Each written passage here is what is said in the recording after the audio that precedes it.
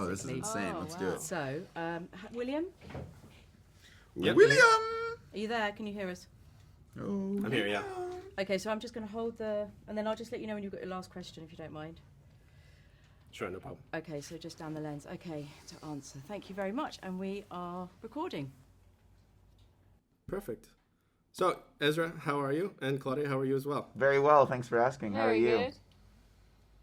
I'm good. I last saw you in Dubai when we did our big session on stage, so it's good to speak to you again about the film. And Claudia, it's nice to speak to you for the first time. I was going to say, dude, Claudia wasn't in Dubai. She should have been. I know. Next time. I will be. Oh, Dubai. Dubai. By and by. All that we do. Did you love it? Did I love Dubai? Yeah. I love Middle East Comic-Con. Was like the greatest thing ever. So dang. Absolutely. Oh my gosh. It's like turn.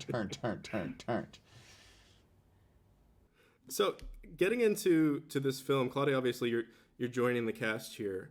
And Ezra, when we spoke about the first film, I remember you were full of nerves about, your love of this series and, No, I wasn't. It was fine.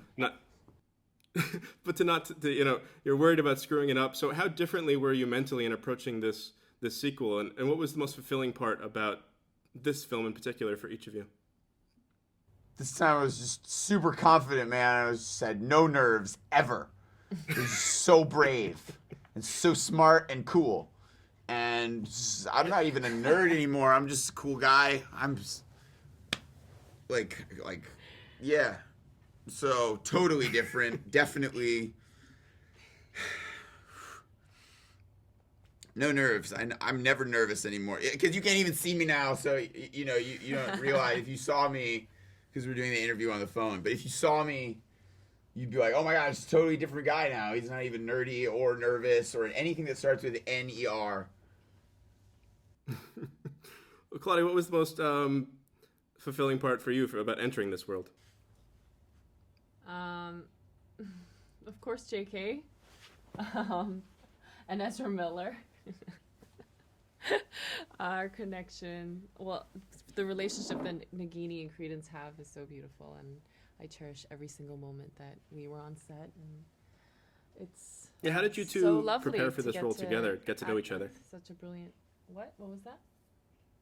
Sorry. How did you two get to know each other to prepare to do these roles together? Well, I met Ezra for the first time in London for the final audition. And aww, he's such a beautiful person, and really he instantly just brought Credence into the room. And even though we weren't in our costumes, we weren't on set, he got me straight into the movie and into that scene. And it worked, and I felt it. I felt the connection. And, yeah, I'm so glad that it worked out, and I'm here. I'd like to say I agree with everything Claudia said. I'm great, and I did a great job. And I'd like to see that and raise it one. I'm not that cool or good, and I do have a lot of nerves. I lied to you earlier, and I'm sorry. That was wrong. Claudia, though, I'm not going to lie. I might have known. Claudia is the greatest. So, Ezra, for you, why? You're a person who's a huge fan of this world.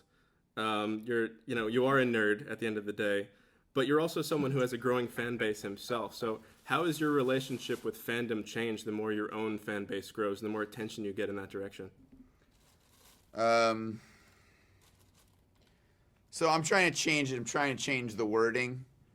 I think fan encourages this fanatical behavior, which is no good, and it divides us more than it brings us together. So I'm suggesting a new term instead of fan base or fan club, appreciation squads. We're going to call them appreciation squads, and we're going to call them appreciators or pre-prees. And that's my answer to your question.